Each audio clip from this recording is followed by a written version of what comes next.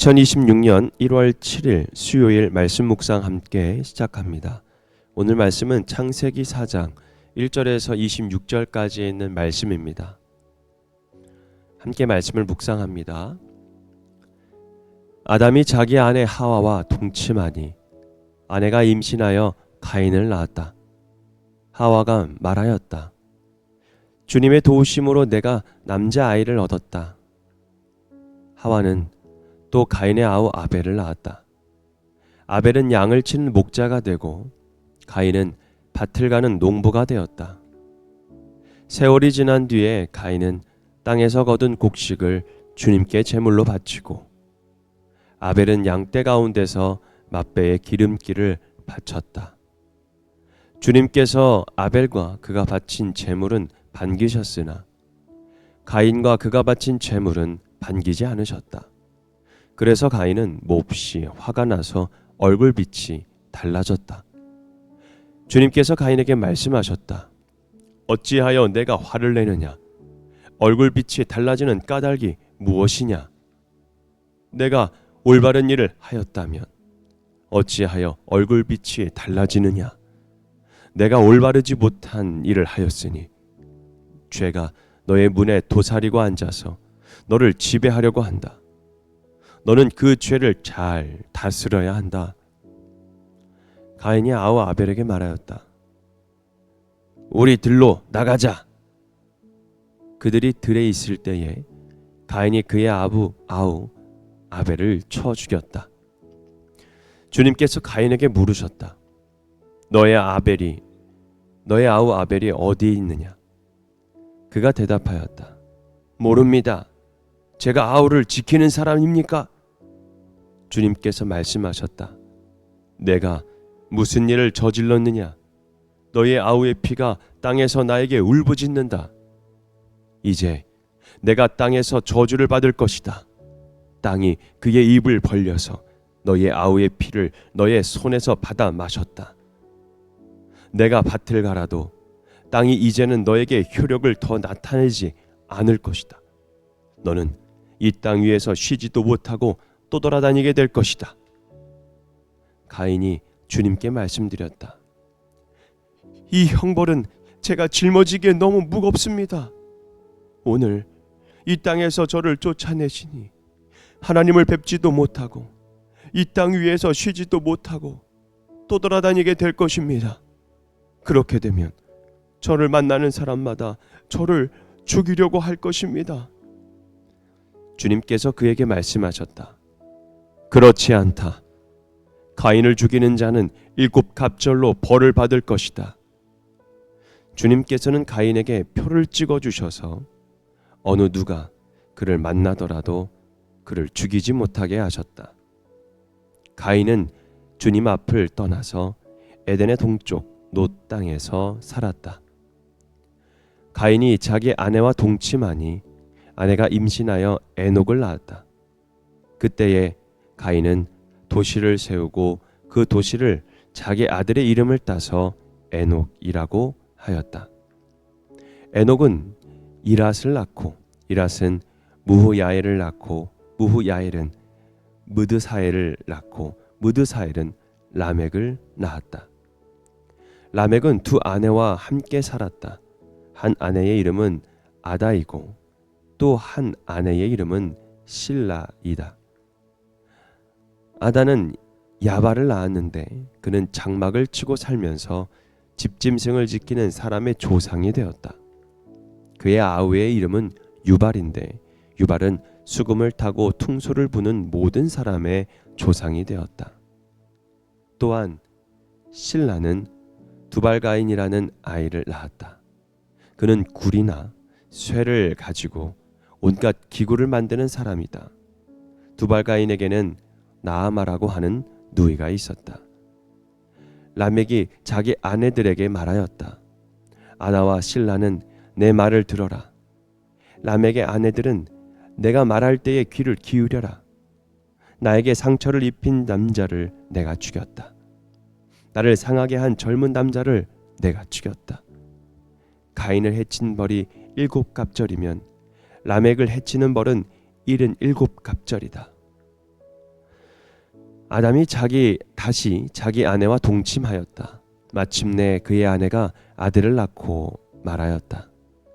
하나님이 가인에게 죽은 아벨 대신에 다른 씨를 나에게 허락하셨구나. 그의 아내는 아이의 이름을 셋이라고 하였다. 셋도 아들을 낳고 아이의 이름을 에노스라고 하였다. 그때에 비로소 사람들이 주님의 이름을 불러 예배하기 시작하였다. 아멘. 죄의 확산, 예배의 시작이라는 주제로 함께 말씀을 묵상합니다. 창세기 4장은 인류 최초의 예배 이야기로 시작이 됩니다. 아담과 하와 이후 두 아들 가인과 아벨이 하나님 앞에 제사를 드리죠. 같은 부모, 같은 하나님, 같은 제사의 자리였습니다. 그러나 그 예배의 자리에는 곧 인류의 최초 살인이 일어나는 자리로 변하게 됩니다. 예배의 자리에서 죄가 폭발하고 그 죄는 한 사람의 분노로 확산되어 갑니다. 그리고 그것이 도시와 문명 속에까지 확산되어 가죠. 그런데 놀랍게도 이 장의 마지막은 다시 예배로 끝납니다. 그때에 비로소 사람들이 주님의 이름을 불러 예배하기 시작하였다. 오늘 우리는 이 말씀 앞에서 묻게 됩니다. 무엇이 예배를 갈라놓았는가? 그리고 하나님은 어디에서 다시 예배를 시작하시는가? 먼저 하나님이 보시는 것은 여러분 제물이 아니라 삶이었습니다. 가인도 제사를 드렸고 아벨도 제사를 드렸죠. 그러나 하나님은 아벨과 그의 제물을 받으셨고 가인과 그의 제물은 받지 않으셨어요.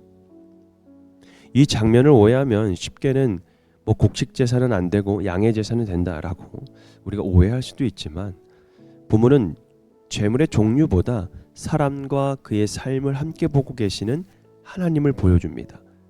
7절의 말씀을 통해서 우리가 분명하게 말씀하죠.